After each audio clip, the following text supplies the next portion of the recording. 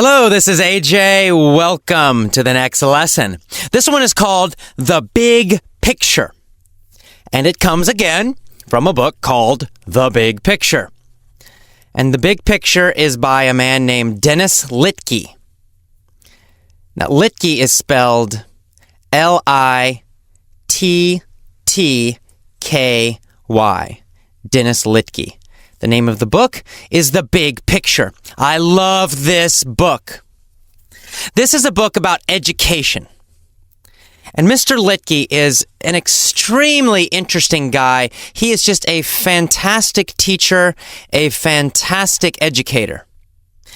Mr. Littke used to be a teacher, and then he became a principal of a middle school. Actually, I think he started as a principal of an elementary school and then later a middle school. Public school, just a normal public government school. Well, he created an incredible school at his first school. Just an amazing school. There were articles written about his school. It just became so famous because this school had a lot of low-income students from poor families. So this was not in some rich neighborhood with a lot of money.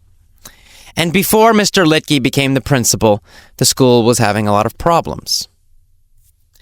But he came in and he changed everything. He changed the teachers. He hired only passionate, excited, energetic teachers. But not only that, he changed the whole system. He stopped focusing on testing. He stopped focusing on grades. He focused on the students as human beings. He wanted his students to grow as people, not just to memorize a bunch of facts, but to really learn how to think, and even more importantly, how to use their thinking and use their knowledge. So, for example, most of his classes were project-based. In other words, the students did not study textbooks and take tests. No. What they did is they created a project. And each project was individual. Each student chose a project or projects based on their own interests. And of course, the teachers helped to guide these projects and structure them. So for example, if one child really loved dinosaurs, they would create a project about dinosaurs. The teachers, the math teachers, the science teachers, etc., the English teachers, would help that student learn math, learn science, learn English, learn history, learn everything, all focused on dinosaurs because this kid loved dinosaurs. So they would use, dinosaurs to teach math, for example. Maybe they had to learn how to calculate the size of a dinosaur's bones or something. I don't know exactly how they did it, but they used the students' individual passions to teach. And the students had to do these incredibly amazing, huge, difficult projects. These were not easy. They were really tough. But the kids were very passionate about what they were doing. And another thing that Dennis Littke did, he involved the community. His school had mentors, advisors, helpers from the community, parents, especially parents, but also experts. So for example, if a kid really loved dinosaurs, or maybe a whole class was really interested in dinosaurs, they brought experts from museums, from universities to teach these kids very advanced stuff about dinosaurs, including math and science, everything. And so the kids were so excited. They learned to love learning again. They became passionate about learning. No more bullshit tests. At the end of their big projects, they had to give demonstrations, presentations. This is what happens in the real world, right? If you're at a job, you don't take a test, A, B, C, D. What you usually do is you have some project at your job, and when you finish the project, you present the project to your customers or to your boss or to somebody. You stand up, or in writing, you have to present. Here's what I did. Here were the results. Well, that's what the kids do.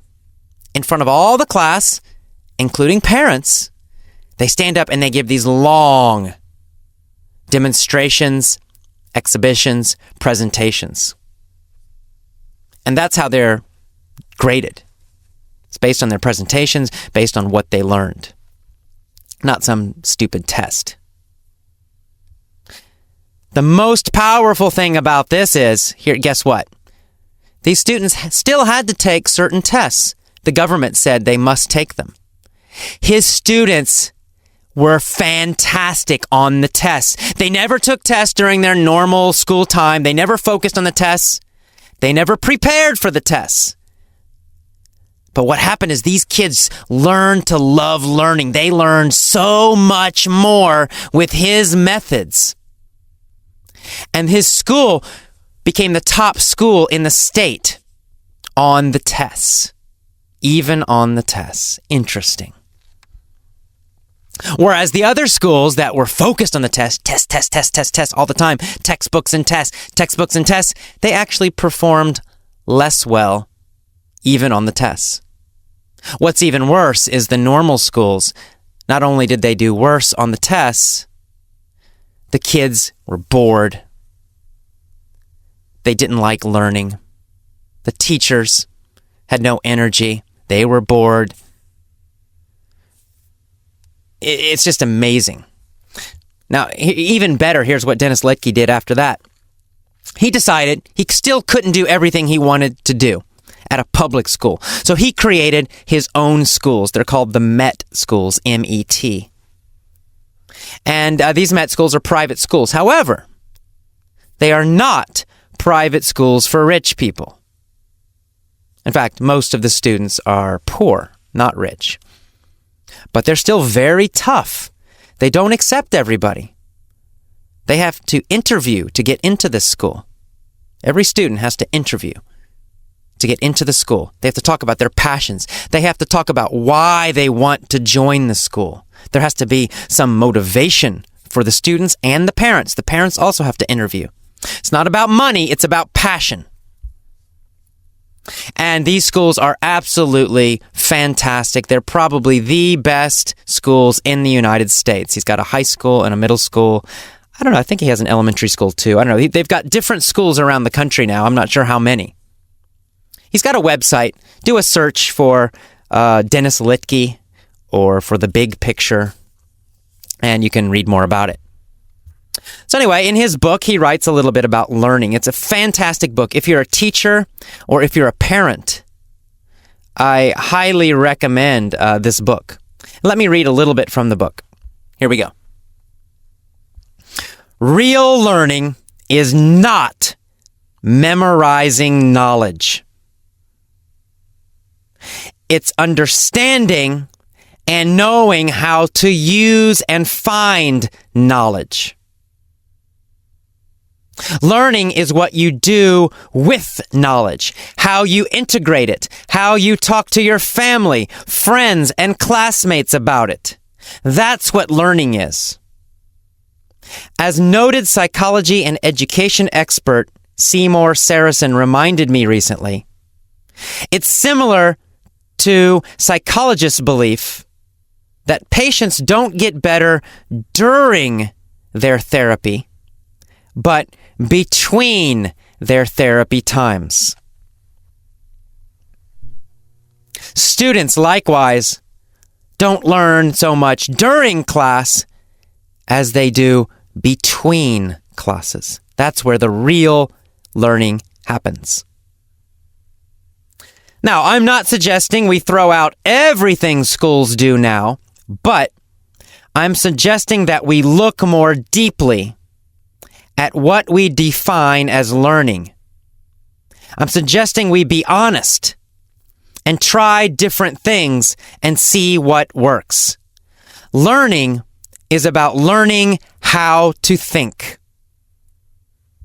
My new friend, Tom Magliozzi, from National Public Radio's popular Car Talk show, has a lot to say about what learning really is. One of my favorite parts of his book is when Tom, a man with a PhD in chemical engineering from MIT, says this. It seems to me that schools primarily teach kids how to take tests, which is a skill that one hardly uses in real life, unless one is a contestant on a quiz show. Elementary school prepares kids for junior high. Junior high prepares them for high school. High school prepares them for university. University prepares them for graduate school. So the goal of schools, if we can call it that, is simply to prepare kids for more school. Okay, so interesting, huh? Very nice. I love that section of his book. I love his whole book. But he's absolutely right. The traditional schools you went to when you learned English in middle school or high school or university, they were the same. They were not preparing you for life. They were not teaching you how to learn. They were certainly not helping your passion. They were not increasing your passion for learning. Probably they were killing your passion for learning. All that schools were really doing were preparing you for more school.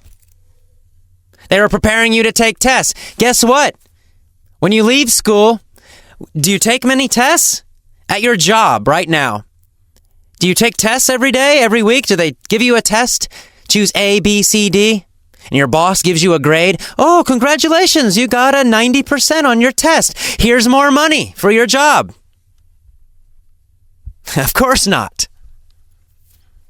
School is sort of a bullshit environment that is only appropriate for school. That's why we have so many bored students. That's why students hate school. It's not because of the internet. It's not because of TV. It's because kids are smart. Maybe they're smarter now today. I don't know. Kids are smart. They know that what's happening in school is bullshit. They know their classes are bullshit. They know their teachers are also full of shit. I mean, I figured that out when I was in middle school, I think. I was a slow learner. It took me a long time to figure it out. A lot of smart kids today, they figure it out when they're, in first grade or they're really young. But it's true. What you learn in school. How much of what you learned in school do you actually use now? I'm glad I learned to read. I'm glad I learned basic math. Other than that, most of what I find useful in terms of knowledge, in terms of skills, in terms of abilities, I learned by myself. I learned because I love learning, because I have read so many books outside of school. And I have met so many great teachers outside of school. That's where all my incredible learning has happened, not in school. So it's just terrible what we're doing with education. It's all over the world. It's in the United States. It's horrible. I taught in public schools in Japan. They are terrible. They're terrible in Thailand. They're terrible in Europe. They're terrible everywhere. Because they're focused on tests.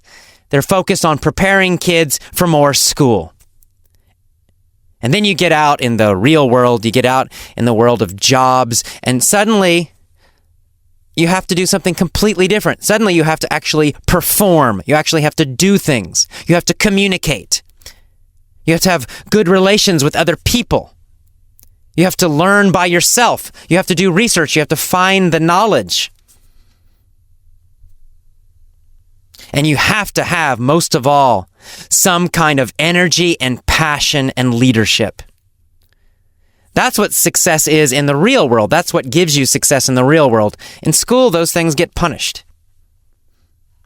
Passion in school, that's usually the kid who's getting in trouble all the time. The kid who has too much energy. The kid who has too much passion. Right? The kid who asks too many questions. They get in trouble.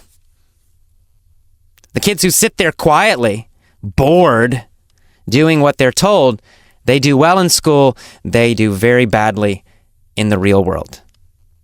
So Dennis Littke is saying, we've got to change our schools. We're not living in the 19th century anymore. We're not living in the 20th century anymore. We're not preparing kids for factories now. We need kids and adults to be able to think creatively, imaginatively. We need people who can communicate, who can stand up in front of a group and communicate with intelligence and passion. People who can create things, people who can build teams, people who know how to find knowledge. You don't need to memorize it. You just need to be able to find it. Albert Einstein talked a lot about that. He said intelligence is being able to find knowledge, knowing how to find it, not memorizing it. For example, phone numbers. You don't need to memorize the phone book. You just need to know how to use it. And the internet is a great tool for that. We don't have to memorize all these facts. If I want to know a fact from U.S. history, I don't need to memorize it. I can just get on the internet and find it. When was the American Declaration of Independence signed? What exact day? Well, we all learned that in school, and so of course we all know that. But if I didn't know it, I could get on the internet. I could find it in about 30 seconds. You could, even if you're from any country in the world, you never learned that. Very easy for you to find that information. So what we have to be doing is learning how to find facts, not trying to memorize them. That's why we have computers. What we have to focus on is learning how to use our brains, learning how to learn, learning how to find knowledge, learning how our brains work. That's what we really need to do. That's true learning. And that's what we're trying to do. That's what I'm trying to do at Effortless English for you, adult learners. Most of you, unfortunately, have been through a lot of bad school experiences. You've been through these horrible schools. Well, I'm trying to destroy those experiences. I'm trying to give you something completely new and different. I am trying to awaken your passion for learning again. That is my mission. That's why I'm yelling. That's why I jump around. That's why I have so much energy in my voice. That's why I tell these crazy stories. It's because I'm trying to wake you up. Wake up. Learning is incredible. It's not school. It's not that bullshit. Learning is what you are naturally programmed to do. It's what your brain wants to do. Your soul wants to learn. So I hope I'm doing a good job. I'm sorry to be yelling all the time, but I hope I'm doing that. I hope I am waking up your desire, your love for learning. All right. I will see you next time. On to the vocabulary lesson. Bye-bye.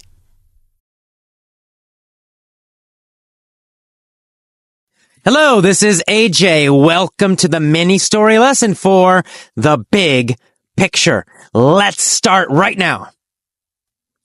Athena was the most famous dog in the world. Who was the most famous dog in the world? Athena. Athena was the most famous dog in the world. Was she the most famous dog in the world? Or was she the most famous cat in the world? Of course, Athena was the most famous dog in the world. Where was she the most famous dog? In the world, in all of the world. She was the most famous dog in all of the world. Why was she so famous? Well, I'll tell you. First, Athena memorized 92,000 songs and played them all on the piano. How many songs did Athena memorize? She memorized 92,000 songs. Did she memorize 97,000 songs?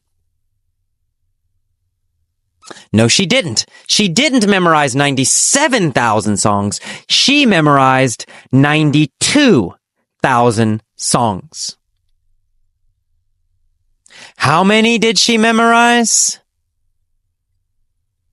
92,000. She memorized 92,000 songs.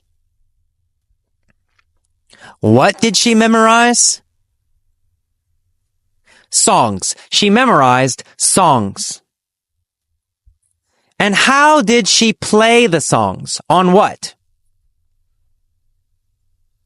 On the piano. She played 92,000 songs on the piano. Who memorized 92,000 songs? Well, of course, Athena, the most famous dog in the world, memorized 92,000 songs and played them all on the piano. Amazing. So she memorized 92,000 songs and played them on the piano. That's amazing. But there's more. Athena also learned the guitar too. And she integrated the guitar with the piano. She played every song on both the piano and the guitar at the same time. What did she also learn? The guitar. She also learned to play the guitar. Could Athena play 92,000 songs on the guitar? Yes, she could. She could play 92,000 songs on the guitar, and she could play 92,000 songs on the piano. In fact, she integrated the guitar with the piano. She played both at the same time. Did she combine the guitar with the piano? Yes, she did. She mixed them. She combined them. She did both together. She integrated her guitar skill and her piano skill. She put them together. She mixed them in a useful way. What did Athena integrate?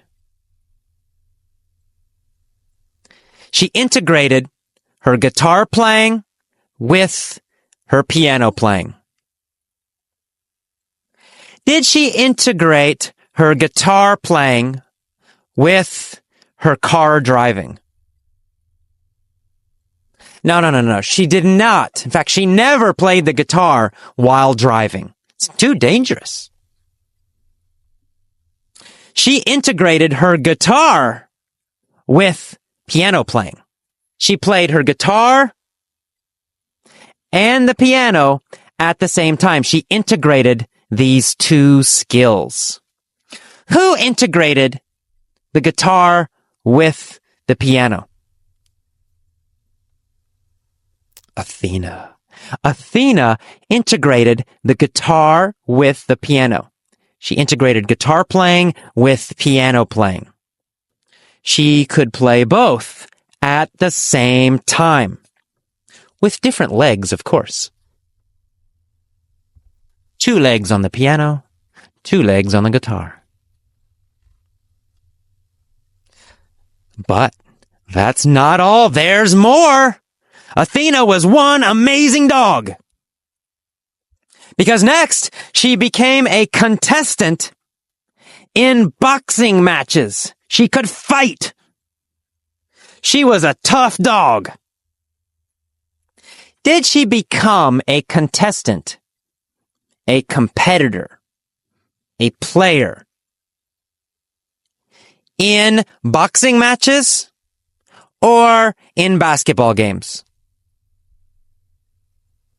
Well, in boxing matches. She became a contestant in boxing matches. What kind of matches? And a match is just like a fight. A match is a fight. So in boxing fights. She became a contestant in boxing fights. She became a contestant in boxing matches. Was she a contestant in boxing matches? Yes, she was. What was she a contestant in? Boxing matches. She was a contestant in boxing matches. What kind of matches, what kind of fights was she a contestant in? Boxing. Boxing matches, fighting matches. So, she was a contestant in boxing matches, and she won every fight. She beat everyone that she fought. How many fights did Athena win? Well, she won every fight. In fact, she won 6,022 fights. Athena won 6,022 boxing matches. 6,022 fights. She beat every single person she fought. She was a contestant in 6,022 boxing matches, and she won all 6,022. Amazing! What an amazing dog! But there's still more. Athena got a little bored. She could play the piano and the guitar at the same time. She was fighting and beating everybody. Oh, I need something new. So next, she decided to learn languages. She learned 55 languages perfectly. Athena became a noted linguist. Did she become an expert linguist, an expert language learner? Yes, she did. She became a noted linguist, a famous expert linguist. What kind of linguist was she? She was a noted linguist, a famous expert linguist. How many languages could Athena speak perfectly? 55. Athena could speak 55 languages perfectly. She was a noted linguist. Who was a noted linguist? Athena. Athena was a noted linguist. Was she a noted piano player? Well, yes, in fact, she was. She was also a noted piano player. She was a noted fighter. She was a noted guitar player, and now a noted linguist too. Why was she a noted linguist? Well, of course, because she could speak 55 languages perfectly. That's why she was a noted linguist. Well, finally, Athena became a little bored again. And she thought, what can I do next? Can I do next? She decided to become the president of the United Nations.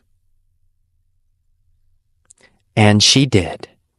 Athena next became the president of the UN, the president of the United Nations. Who became the president of the United Nations? Athena. Athena the dog, the most famous dog in the world. She became the most famous president of the United Nations because she ended all wars in all of the world. Athena ended all wars. What did she do? She ended all wars on Earth. Who ended all wars on Earth? Athena. Athena ended all wars on Earth forever. She was the most famous president of the UN. She ended all wars on Earth. She memorized 92,000 songs and played them on the piano. She played them on the guitar. She won 6,022 boxing matches. She spoke 55 languages perfectly. She was the most famous dog in all of the world. Now, of course, because she ended all wars, everyone in the world was happy. They all loved Athena, the most famous dog in the world. All right, that is the end of the mini story for the big picture. Listen to the mini story many times. Pause after every question. Shout your answers if you can. If you're alone or if you don't care, if people think you're crazy, shout the answer. If you're in a train and you don't want people to think you're crazy, then maybe kind of say it quietly. Say something. Right? Let the air come out of your mouth. Don't just think it. You need to say the answers. It's very important. Okay, well, I'll see you next time for the Point of View stories. Bye-bye.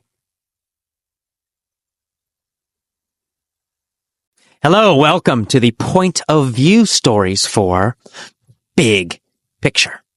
Let's get started. Same story about that amazing dog, Athena.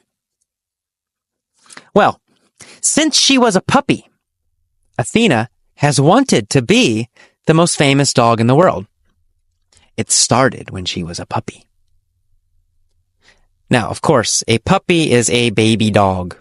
We don't say baby dog, we say puppy. So since she was a baby, since she was a puppy, Athena has wanted to be the most famous dog in the world. She wanted that. When she was young, she would think about it. In fact, she has been memorizing songs since she was a puppy.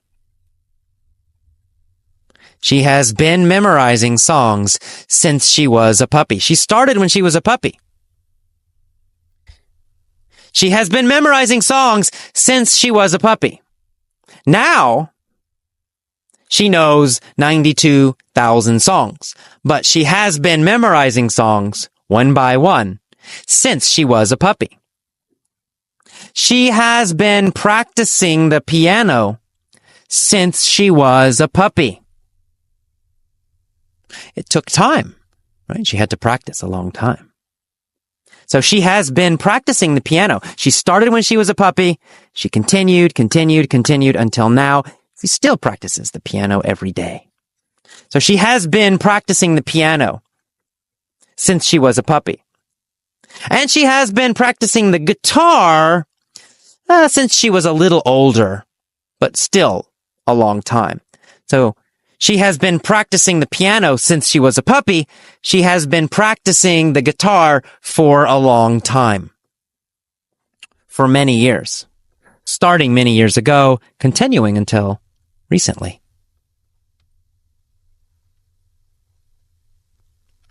She has been practicing fighting for a long time. For many years, she has been training and practicing. It didn't happen suddenly, one day. No. She has been practicing boxing for a long time, for many years. She has been going to the boxing gym. She has been practicing. And then finally, of course, she started to beat other fighters. And finally, she beat 6,022 boxers, 6,022 fighters. She beat them all. And finally, she has been learning languages only a couple years, actually. 2 years ago, she started. So since 2 years ago, she has been learning languages. In that time, she has learned 55. In only 2 years, she has learned 55 languages. Wow. Amazing doggy. Finally, just last year, she became the president of the United Nations. And 1 month later, she ended all wars on Earth. Everyone was happy. Everyone loved Athena the dog. Athena became the most famous dog in the world. Okay, that is the end of our first point of view story. That one didn't change until almost to the end. Interesting. You don't need to know why consciously. Just listen carefully. Notice. That's all you need to do. Relax and notice. Our next one, into the future. I'm going to imagine this special doggy. This is going to happen in the future. It hasn't happened yet. This will happen in the future. Maybe in 100 years. When dogs can all talk. Because in 100 years, dogs will all be able to talk, of course. Well, let's start. In 100 years, 100 years from now, there will be a special dog. Her name will be Athena. Athena will be the most famous dog in the world. Why? Well, because, first, she's gonna memorize 92,000 songs. And she's going to play them all on the piano. Perfectly. That's not all. She'll also learn the guitar, too. She'll integrate the guitar with the piano. She's going to integrate the guitar with the piano and play them both at the same time. All 92,000 songs. Perfectly. That's not all. She'll also become a contestant in boxing matches. Not a normal contestant. She's gonna kick ass. To kick ass means to do a great job. It means to beat other people or to win or to just do a fantastic job. So Athena is going to become an amazing contestant in boxing matches. She will win 6,022 boxing matches. She's gonna win all of them. But there's more. She's also gonna learn 55 languages. Perfectly. She'll become a noted linguist. Who will become a noted linguist? Athena. Athena will become a noted linguist. Did you hear that? Athena ul. Sometimes it's really hard to hear sometimes. I'll say it again. Athena will become a noted linguist. She will become a noted linguist, a famous linguist. But that's not all. Finally, she's going to become the president of the United Nations. She'll become the president of the UN. And she will end all wars on Earth. Everyone will be happy. Everyone will love Athena. And of course, she will be the most famous dog in the world. And that is the end of the point of view stories for The Big Picture. I'll see you next time. Bye-bye.